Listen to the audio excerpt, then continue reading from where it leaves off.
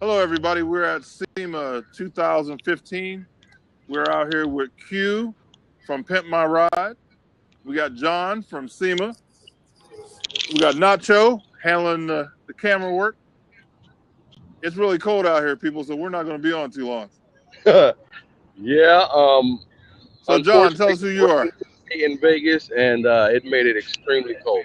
Yes.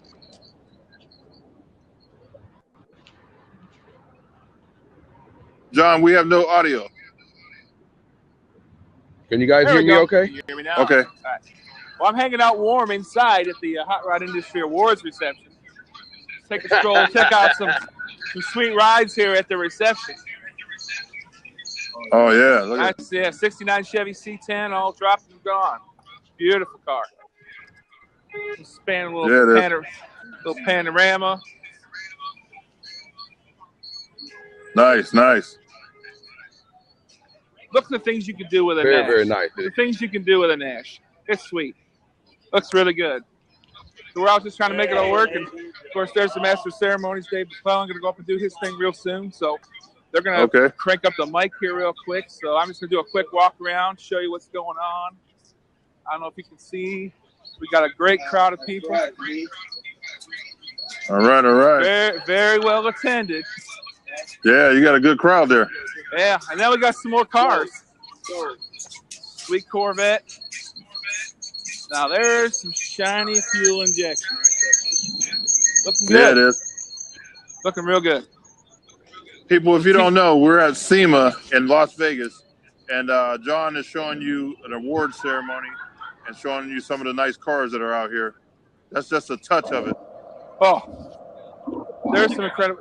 Now here's not your typical Ford. As we duck under the hood, boss, big boss, beautiful car. We've got some great stuff going. So, hey, we're having fun, just walking around, talking, and having a little libation here and there with the Hot Rod Industry Alliance, one of the SEMA member companies. Nice. Okay, Q, where you at? Introduce yourself. I'm over here in the dark. Your audio's off. Q, Screen is off. can we hear you? Can you hear me? Check your audio, Q.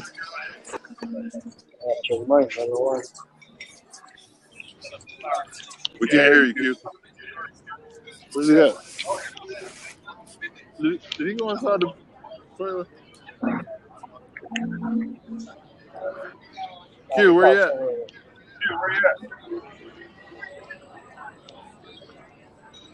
Can you turn your audio up, Q? Nope. Can you hear me now? I can hear him. You still can't hear me? Turn your volume up. Can you hear him? No? That's all I got. Okay. That's all I got. They can hear you. Okay, go ahead. We can hear you. Not who you are. John, can you hear me? Everybody can hear. I think it's a little Apple headphones. Yeah, Good headphones. This is Q from Coast to Coast Customs out of California. Car builder extraordinaire. Chill.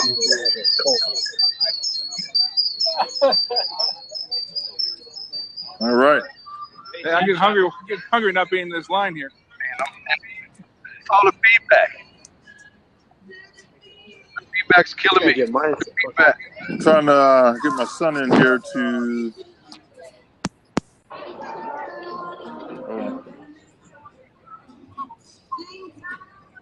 There's a lot of people there, John. This is a very well attended event every year. They're about to get started, so I have to go down. I'm going to have to go mute. John, Okay. current chairman of the HRA.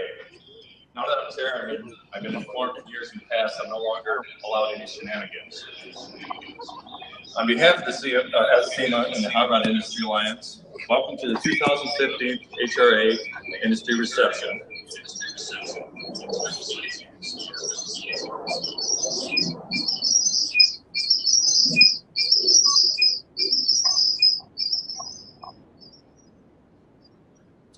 Lewis, I can't on the phone for some reason. Let me Feedback is crazy. Hey, Nacho, can you jump off for a minute? I'm gonna have Lewis jump on. All right, I got you. I'll kick you out. All right, Lewis, jump in. So, Q, tell us what we're doing out here. What you Can you seeing guys today? hear me? Any nice cars?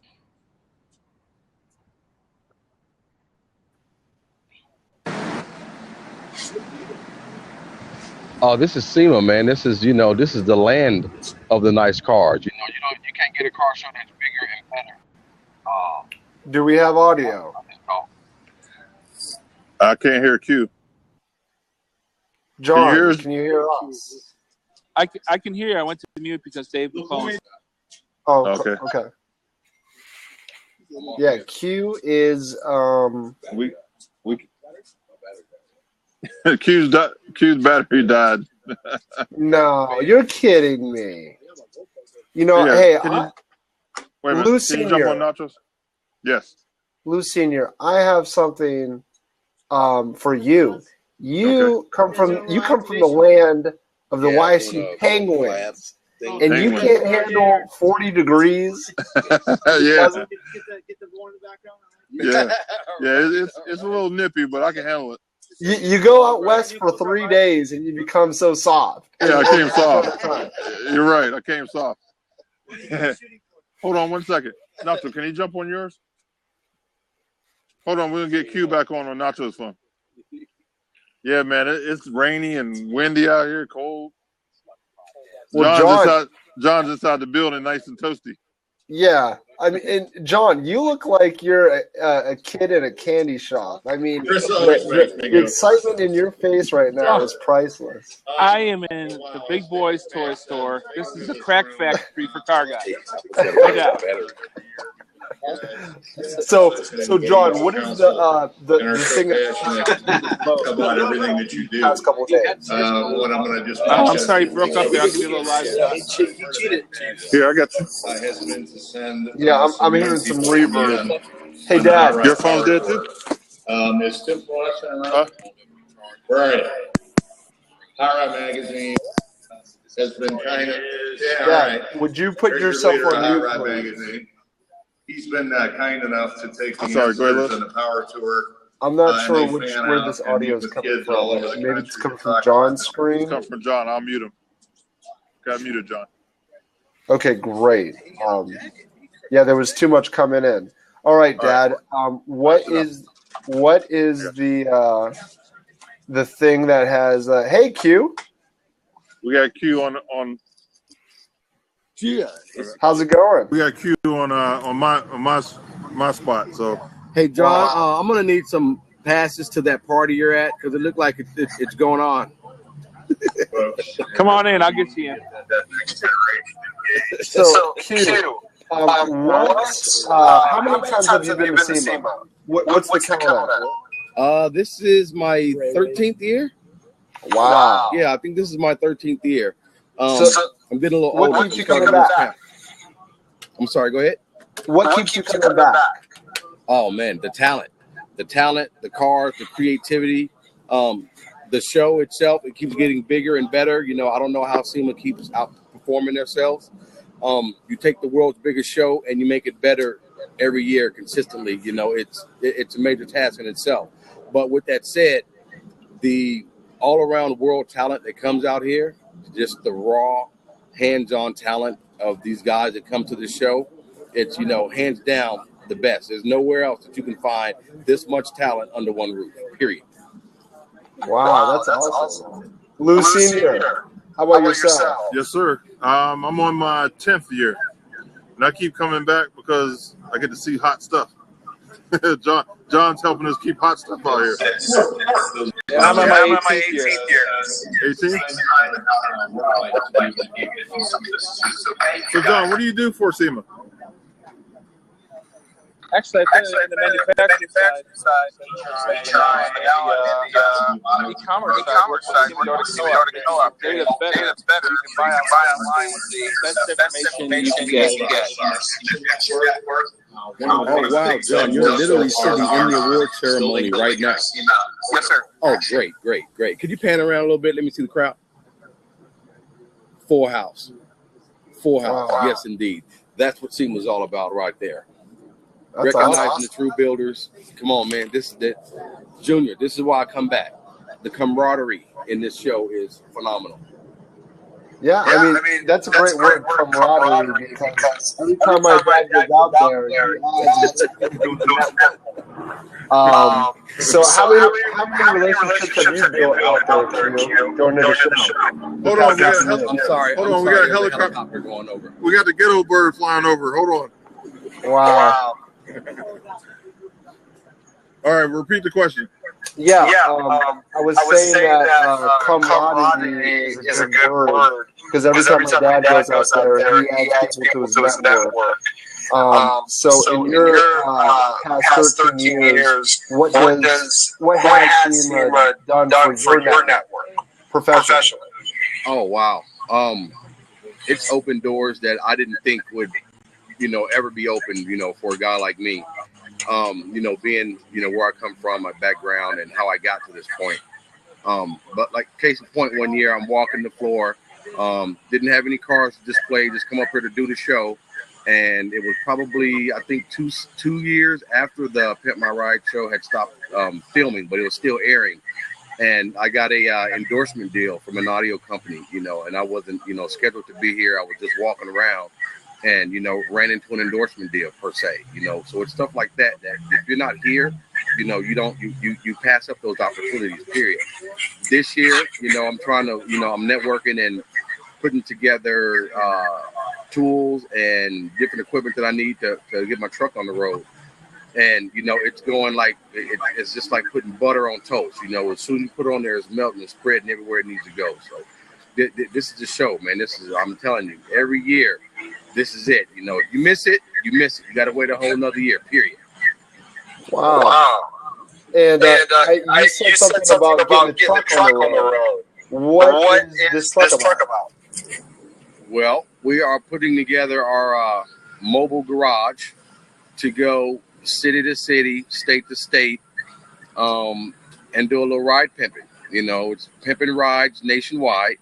We've got a 53-foot tractor trailer we're putting together, and we're going to go city to city, state to state, and spread a little bit of this car love around. Oh, that's awesome. And we are looking for sponsors. Yeah, hit, John. No. Right, but this is the place, where pretty much everything I want to put on these cars and all the tools we're going to use, all those company owners are here. All those companies are here right now. So it's a chance for me to go and actually meet the owners, meet the people in marketing in the different areas of the company who I'm going to be dealing with in the future. So, this is a way for you to go and meet them face to face, as opposed to just picking up the phone and calling and say, hey, my name's Q and I'm about to do this. No, hey, this is Q. I met you at SEMA. And they're like, oh yeah, instantly. SEMA is like, that's a 4-letter word. That's, it's a good 4-letter word. Oh, wow. That's a great way to phrase it. That sounds like a t-shirt, John. Make that for next year. SEMA's a good 4-letter word. It's a good 4-letter word. Yeah, I'm going to So- that, John. So, Q, you've been in the industry, you've been around the industry for so long. What is the thing that is most surprising to you in the past 6 months when it comes to parts? The creativity and the direction that people go, and it seems to change every year. It's case in point. The people that brought with, there's a big metal car. I'm gonna call it a car.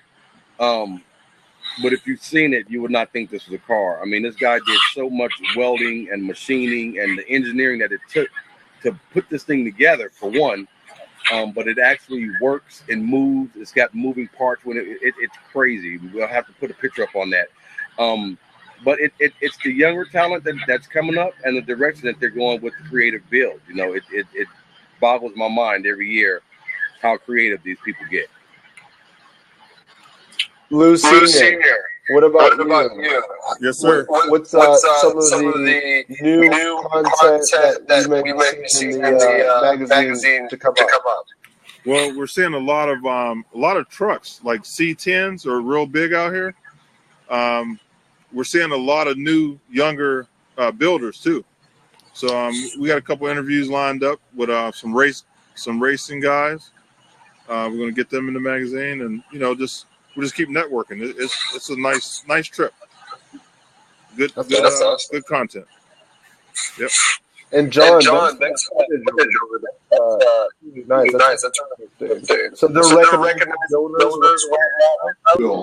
Yeah, there's a charity auction for derby cars by all car customers. That's what you see on the screen. Yeah, we didn't know that. See, that's the secret society to SEMA. Yeah, that's the SSS, the secret society to SEMA. I didn't know nothing about that. I've been coming here for 13 years. Wow. That's funny. So, Q, I always ask, because I'm not a big car guy. Okay. I don't know much about cars. So I take these weekly labs as an opportunity to learn. So what are some of the things that the common folks don't know about cars? What are some of the things that the common folk, like myself, like people that aren't into cars, what are some of the misconceptions? What are some of the things that people overlook when it comes to custom?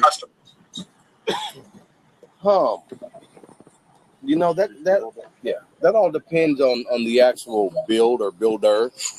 But I think one of the main things that's misconstrued is a custom car has to have custom wheels or be slammed, or it has to look custom, when in actuality I've actually built real serious custom cars that are totally stock on the outside, but the inside is where people spend 80% of their time, and that's where a lot of them go like super crazy, right? Making it comfortable, memory foam seats, foot massagers, heated seats in older school cars, fish tanks, all those kind of things that makes it more, enjoyable for the person that's actually in the car. Now, the people that do the outside of the cars, that's for more of your, I guess the newer, I won't say newer, more for the flashier people, I guess you could say, that, that start with the outside. Most of my clients, they want to start on the inside, make it comfortable first, and then, they'll go to the outside. So,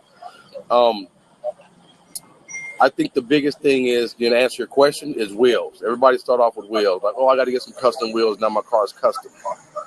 Not exactly. That's great. Here we go.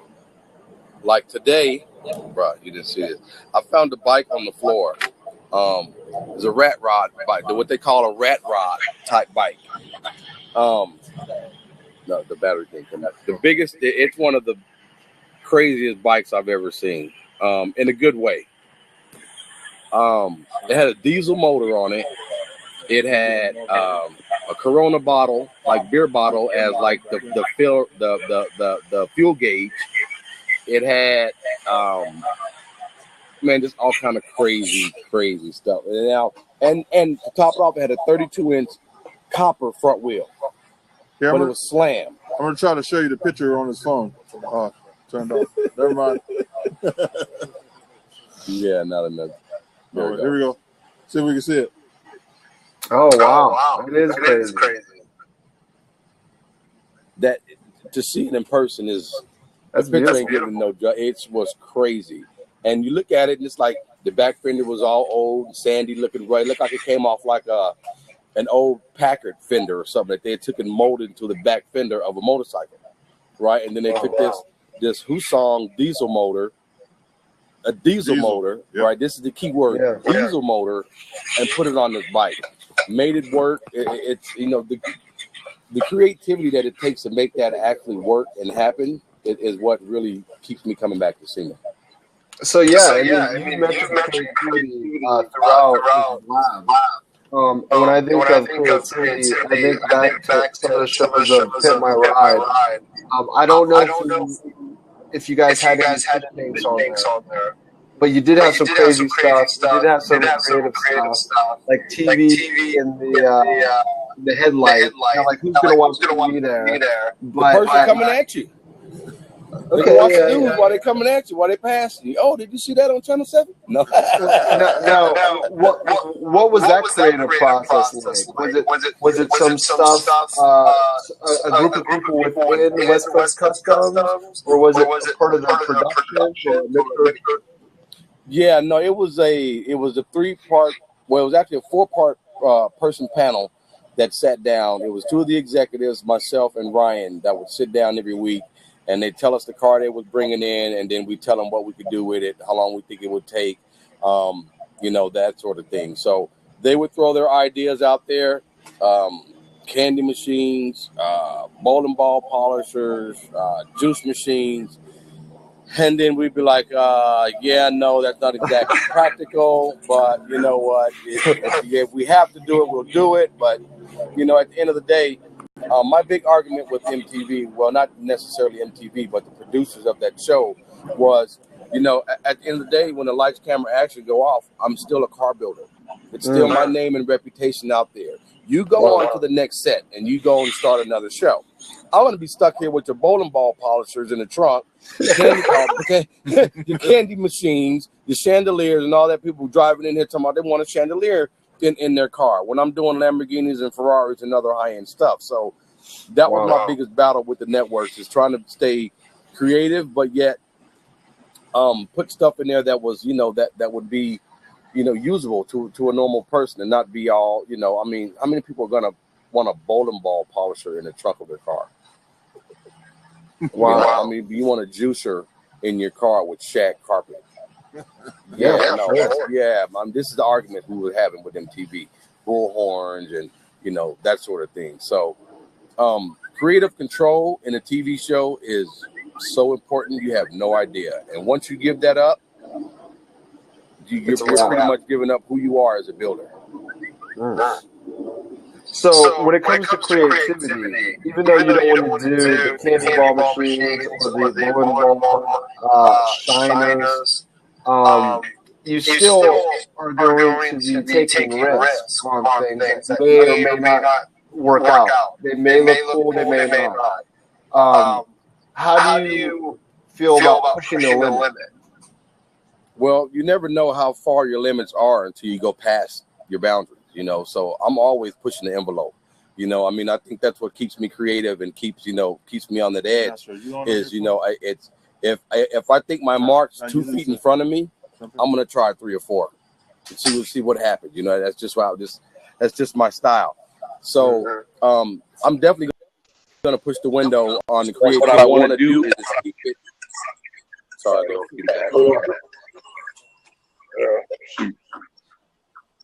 but what I want to do is keep it practical, stuff that people would actually use in their car.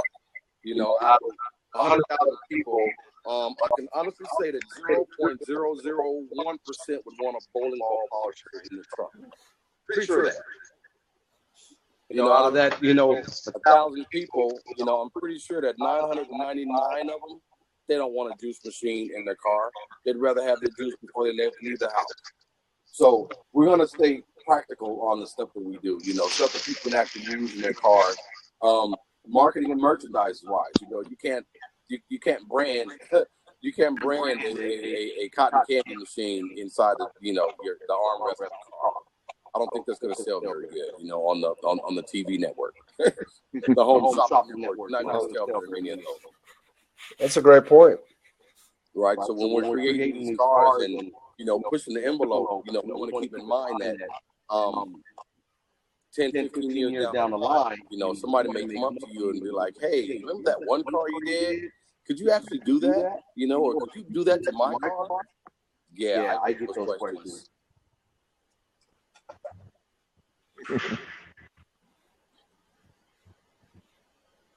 Lost audio? No, we're good. We're good. NQX, talk about what it takes to build a SEMA show car. I've done it once out of my garage 10 years ago. It's insane. What's it take to build a SEMA quality show car? As far as time? Or just something that hits the floor and everybody takes a photo of. Every magazine wants a piece of it. What's it take before that show to get that car right? Oh, Well, it starts with first the condition of what you're starting with. You know, I mean, it could be anywhere from I'd say 3 months with a full crew. So it could be a year and a half, 2 years, 5 years. I've seen some guys been working on cars for 8 years, 10 years before they get up here, before they feel confident enough to bring it up to SEMA. But you got guys like me, guys like Lewis, guys like my buddy Luis, who walk through this show and pick these cars apart. Like, oh, they could have did this better. Oh, they could have did that better. Oh, they could. And that's just natural for us to do that because we could have probably actually done it. But with that said, you know, some of the younger guys are still learning. You know, you got to give them that creative courage. You know, if it's something that's not too bad, you learn to live with it. But you know, this is SEMA, and you're supposed to bring out your best because the best is here. Don't have steps. You know, I understand. You know, they run out of time. You know, they'll start a project 6 months. First 3 months, they're gagging 3 to 5 hours in a day, and then that last 3 months, they're doing 14, 16-hour days. Time is time. That's something you can't buy back. You have to use it very, very, very, very carefully when you're building a SEMA car. So to answer your question, John, it takes a lot. It takes a lot of dedication. It takes a lot of hard work. Attention to detail is, I think, of utmost importance. And you know, you gotta have that passion. So with that said, I can build a car in 3 days. Yeah, no. Yeah, for a SEMA build, I would want at least 6 months. And that's just, you know, from design to exercise. If I have to go and actually get the base car, you know, and then get all the parts in and stuff like that. You know, if it's any kind of special stuff, you got to have time to go back and redo something because everything is not going to always come out right the first time. You know, so I just like to give myself a little window. But at the end of the day, passion, dedication, and time. Something with a big block just started up, so give me a minute. Yeah, we got a Rich over here. Part of the SEMA experience. You never know what's going to start. So, John, you mentioned that you worked on a SEMA build 10 years ago. Is that right?